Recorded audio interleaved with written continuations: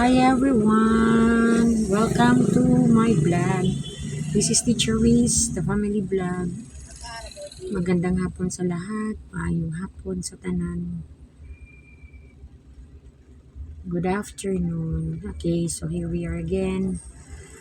It's Friday. Maghintay na naman tayo sa ating anak. So, yan. Wala pa siya. Nag-message na ako. Ano. So, hintay muna tayo. Busy pa siguro. Okay? So, stay with me. Okay. It's another day. Okay. So, ayan, mga ka-teacher. Kumusta kayo? Kumusta ang Friday nyo? Pagod ba? Kumusta na sila? Okay. So, meron na naman ako isang tanong sa inyo. Sa proyekto, or ito yung bagong ng DepEd ngayon, ang ating Catch Up Friday. Ano ba sa tingin niyo, mga ka-teacher ko dyan? Effective ba siya sa inyong school? Paki-comment nga.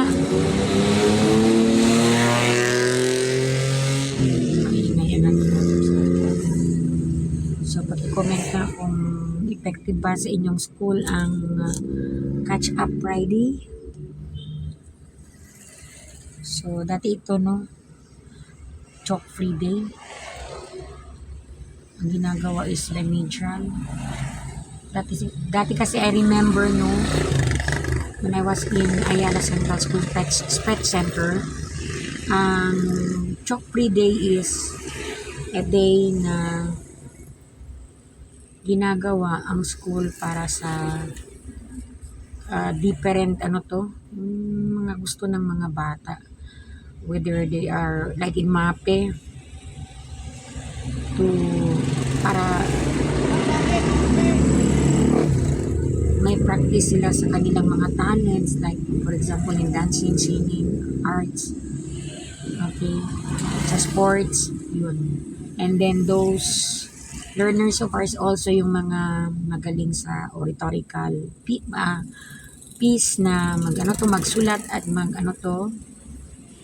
mag-present, may practice sa Filipino din. And then all those learners also are doing math. And then sa science din, so doon sila nakakaroon every Friday, nakakaroon ng parang a sort of remediation doon sa Friday. Ang mga bata practice,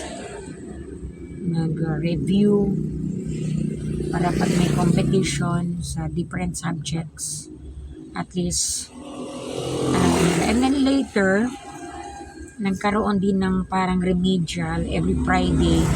So yung mga competencies na medyo alanganin, na hindi masyado na naintindihan ang mga bata, o kulang sa time si teacher sa pagtuturo, na because of the holidays and other activities of the school.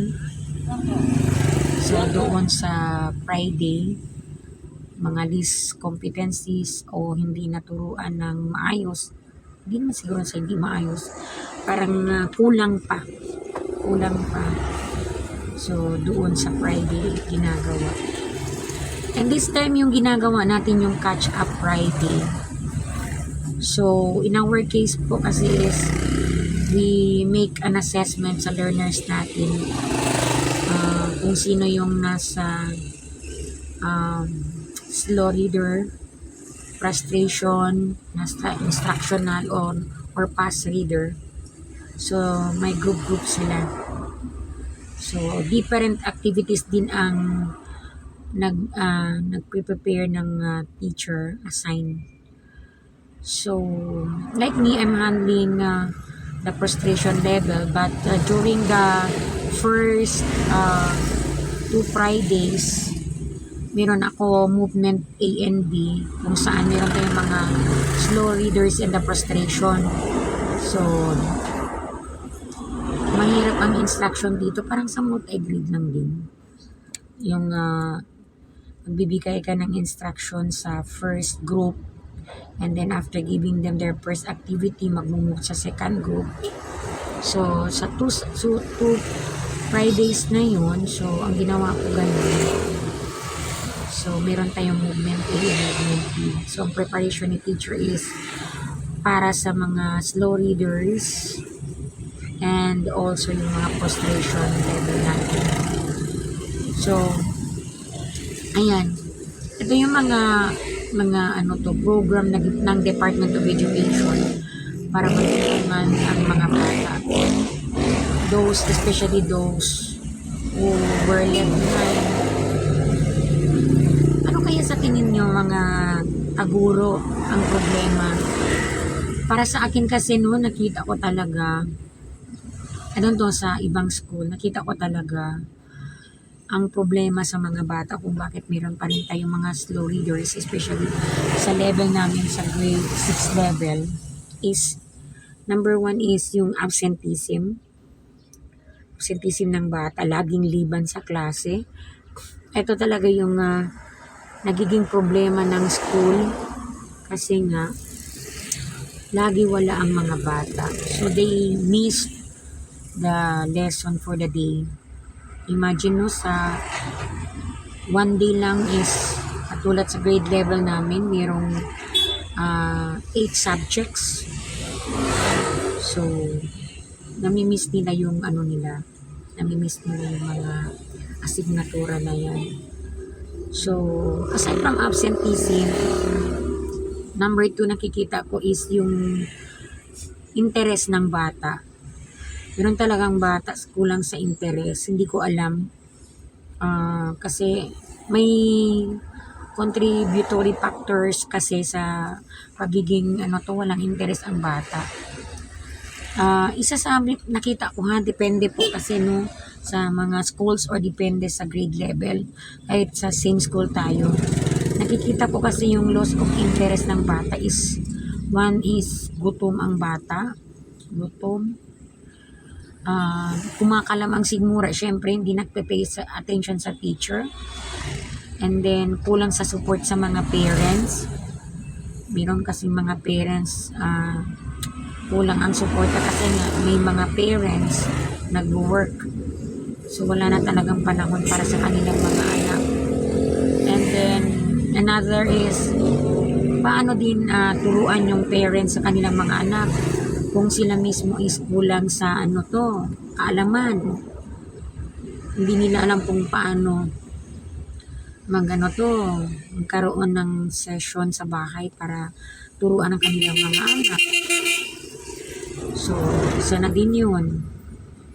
So, another talaga, ang pinakamalala nakikita ko talaga, kahit ako, ang mga bata is from pa lang, morning pa lang, after yung namin, flag ceremony, before we will start our first period in the morning, na talaga, meron talaga kaming space sa harapan kung saan isosurrender ang mga bata lahat ang kanilang mga cellphones kasi yun na kasi, pero naka-open ang kanilang cellphones para in case of emergency, may call mula sa parents o may importante open lang ang kanilang cellphones.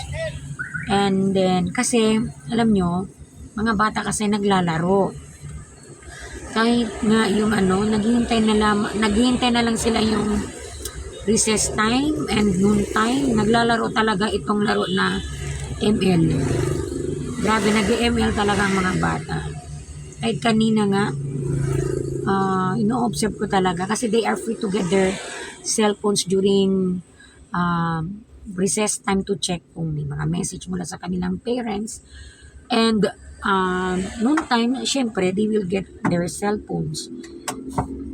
So yun, instead of studying, kasi nagre-remind na tayo, coming na yung summative exam, meron na tayo na-return yung summative exam nila, mayroon doon mga corrections nilagay ni teacher, kailangan mag-review para sa summative exam, kailangan sila mag-aral para sa kanilang summative exam, but still, hindi naman lahat bata ganun, meron din bata, katulad sa section ko, meron man din mga bata na focus, magawa kang kanilang output sa loob ng classroom, pero meron talaga mga bata na parang lulong na sa ML, yun, naglalaro talaga. Nakikita ko talaga paano sila naglalaro sa kanilang yung ML na yan. So, ang ingay-ingay nila, naglalaro. So, sana lang no, ang ating mga parents, no, same as kung ano yung ginagawa ng mga teachers sa school, may concern, time to study, time nila para mag-review. Kahit man hindi kayo kaya dear parents, kung hindi naman kayo kaya magturo sa inyong mga anak, at least man lang, yung 6 o'clock habit na nasa loob na sila ng bahay, mayroon na silang responsibilities to help you, kahit maghugas ng plato, ano mang gawain pwede, and then mag-aral na. Hindi sa oras ng gabi kasi yung iba, no, nasa daanan pa, minsan nakikita ako, alas 9, alas 10 ng gabi, nasa daanan pa yung mga bata natin. So, let us be concerned na tulungan natin ang ating mga bata. And most especially po, let us educate po yung ating mga anak sa pag-handle ng mga gadgets, especially cellphones. Kasi alam ko, na lang ngayon, data, pwede na maglaro, may mga bahay, may internet. So, disiplinahin na lang natin ang ating mga anak sa paggamit ng mga gadgets kasi mahirap na, grabe, nagkakaano talaga. Minsan, hindi natin maiwasan at question natin ang aming sarili, ano bang nagawa namin? Namaos na kami sa pagtuturo. Ito, meron na minsan tuwing mag-check ang paper nila, meron na doon yung tamang sagot para mag-aral, pero wala pa rin, mababa talaga ang kuha ng mga bata. Tsaka based from my observation, ang mga bata is they don't care kung mababa yung kuha nila, they don't care kung ang grado nila mababa. So mahirap, hindi naman sa kinukompare natin dati kasi, no, pag nasa trabaho tayo, parang lahat na lang pag uwi sa bahay, puro trabaho ang ginagawa namin. Kasi kailangan kami mag-alaga yung namin, yung hayop namin. I-water yung mga gulay namin. Kasi yung saan kinukuha yung namin, pang-aral namin, pang-support sa eskwela, doon na. Kahit may konting negosyo ang parents, nag-negosyo sila. May trabaho ang tatay namin sa plywood corporation, pero kulang pa rin. So yun, ang pinagkukunan ng namin is nandun talaga sa mga hayop namin, sa mga gulay namin, kailangan namin i-water. And then, since ang nanay namin is pagod na, kailangan pa namin mag-igip ng tubig kasi tulad ngayon, we are experiencing po dry season. So ayun, umiiyak na kami kasi magse-7 na ng gabi, hindi pa kami nakapag-aral. And then alam niyo, ang disiplina kasi dati iba. Kailangan pag 8 in the evening na, tulog na tayo. Lights off na, wala pa kaming dati kuryente. Wala talagang kuryente doon sa amin kasi we are living in the talaga sa province. So dati kasi wala talagang kuryente. So kahit may yung lampara, kailangan i-off na yun kasi nga yun nagbabudget kasi naka-budget lahat. Marami kasi kami, 7 in the family, we are 7 in the family, so nagbabudget lahat. So food, our clothing, our education, our anyway, hindi man nagbabayad ng tubig at ilaw, pero alam niyo, kulang talaga. So umiiyak na kami pag hindi pa kami makapag-aral. Kasi kami pati ang kuya ko is kami talaga dalawa yung mag-aalaga ng ng mga hayop namin. Kasi yung kapatid namin is doon na maghahanda na ng food. Mag-alaga yung mga bunsong kapatid namin, shower, kainin para matulog ng maaga. So kami, pati yung kuya ko, pag wala pa kaming time para mag-aral, tapos malapit ng alas 8 ng gabi, lights off na. So ang ginagawa namin, alam nyo guys, dati yung gas ilalagay sa bote ng tanduay, lagyan ng ng tela, yung cotton na tela mula sa t-shirt. Yun ang ginagawa namin para makapag-aral pa kami. Ayun, pagising, you know what? Pagising namin, punong-puno talaga ng charcoal, itim ang ilong namin kasi nga yun sa yung tawag nito yung mula sa flame ng so pumapasok lahat sa ilong namin. You know what? Yung sakripisyo para saan tayo, kung saan tayo nakarating, kung ano may narating natin. So dapat talaga ito sana yung mga bata kasi ang sa ngayon kasi nandun na lang. One step too big, one step nandun na ang hindi na uling, hindi na yung panggatong, rice cooker, may gas range, may gas stove, lahat na provided. Tapos may mga cellphones na sila, may mga laptop sila, may internet pa. Pag yung mga walang internet, mayroon ng pang data. So sana lang yung mga bata natin sa ngayon, kailangan mag-isip-isip kayo mga bata. Kasi sayang naman yung time ninyo, mag-aral kayo mabuti. Kasi sabi ng nanay ko dati sa amin, hindi tayo mayaman. Mayroon tayong lupa, pero mag-away kayo balang araw kasi ilan kayo, 7 kayo in the family, so mag-aaway talaga kayo sa ilang lang yan hektar ng lupa, hindi kasya sa inyo. Sabi niya, walang ibang kayamanan na pwede nila ibigay sa amin kung hindi yung pag-aaral, matapos sa pag-aaral. Sabi niya, pag may pinag-aralan kayo, may trabaho kayo, kahit mangutang kayo, ibibigay sa inyo kasi thinking at alam yung mga bangko kung saan man kayo manghiram ng pera na may sahod kayo, may trabaho kayo. Pero sabi niya, pag wala kayong work, sino man magpapahiram sa inyo? Ganon, sabi ng nanay ko. So, yun. Mula sa nanay, sa parents namin, doon kami na naintindihan ang essence po ng education, ang kahalagahan ng education. And then, yun. Dati kasi meron talaga tayong itong marites na to, dati pa to. Dati yung namin, kapitbahay namin, medyo may kaya sila, may bodega ng kopra, may tindahan. Sinasabi sa tatay at nanay namin, uy, bakit pinapaaral mo yan lahat mga anak mo? Hindi mo yan kaya, marami sila. Nagbabanag buto kayo, tapos kulang. Na yan, paaralin mga anak nyo, magpaano na lang, magpatrabaho, mag-work na lang yan sila para makatulong sa inyo. Yun sabi ng nanay namin, sagot sa namin, ang dating kapitbahay namin. Ito lang ang namin, ang kayamanan na pwede namin ibigay sa anak namin.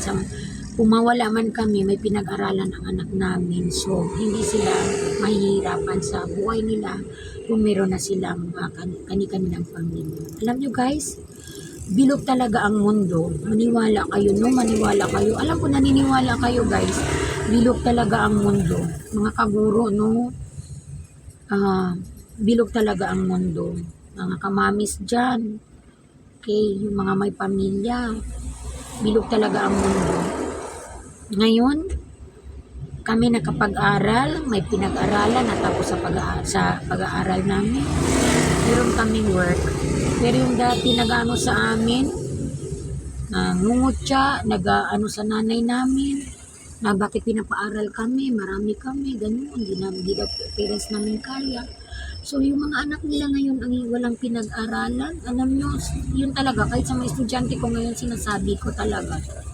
Alam nyo, pag wala kayong pinag-aralan, kulang kayo sa education, halimbawa, hindi kayo marunong magbasa, lahat ng kayamanan nyo someday, nakuha lang yan kay pamilya ninyo. Kasi, may ipapirma sa inyo na nakalagay doon sa na yun, papel na yun na na lahat ng kayamanan, lahat ng pagmamayari mo na binibigay mo na sa kanila ngayon, yun, di mo naintindihan. Na-sign mo yung ano na yun, dokumento na yun. So, di nagtagal. Babalik na mag-ano na sa'yo na alis ka na doon kasi yung ano, napirmahan mo na sa kanila na yung ano, ari-arian lahat. So, di ba?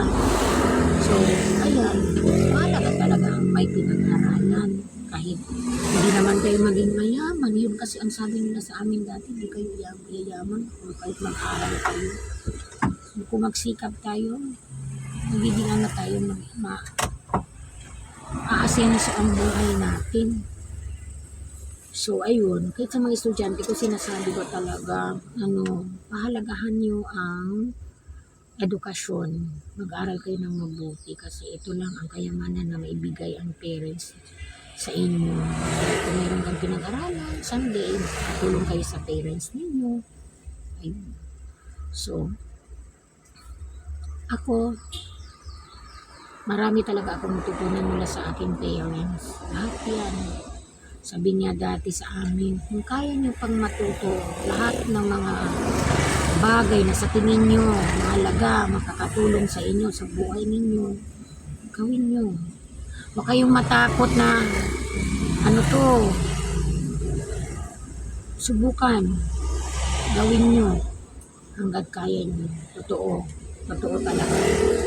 Sino ba naman kami? Isang anak lang ng mahirap. Paano ba kami natuto ito lang, yung skills lang sa pagdadrive. Wala naman kami dati motor, wala naman kami sasakyan. Pero ayun, kung talagang kung talagang desidido ka or you are really eager to learn, makuha mo talaga, yun ang talaga. So guys, wala pa yung anak ko. Wala pa, gabi na. Sana yun. Sabi ko nandito na ako, nag-chat na ako sa kanya, gabi na naman. Sana kaya yun. So, ayun guys.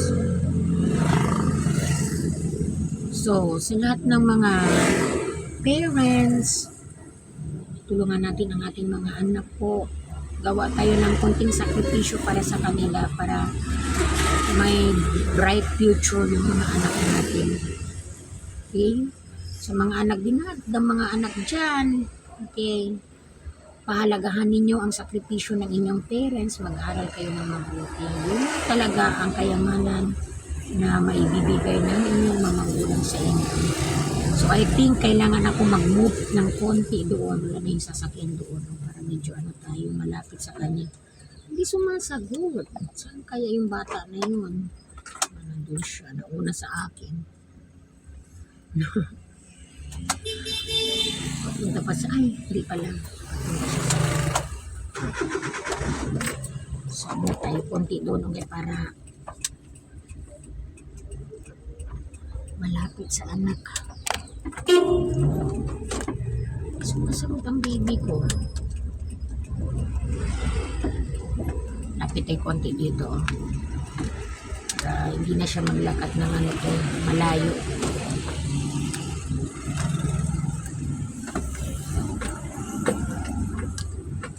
Kanina pa ako tumatawag. So, ayun guys, kung makikita nyo sa labas ko, yung background ko, dilim-dilim na konti, wala pa yung anak ko, hindi sumasagot.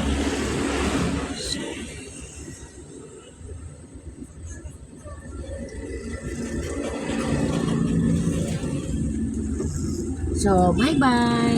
Hintayin muna ako sa ating anak. So, don't forget to like and subscribe my channel, Teacher Riz Family Vlog. Bye-bye! Dito na pala.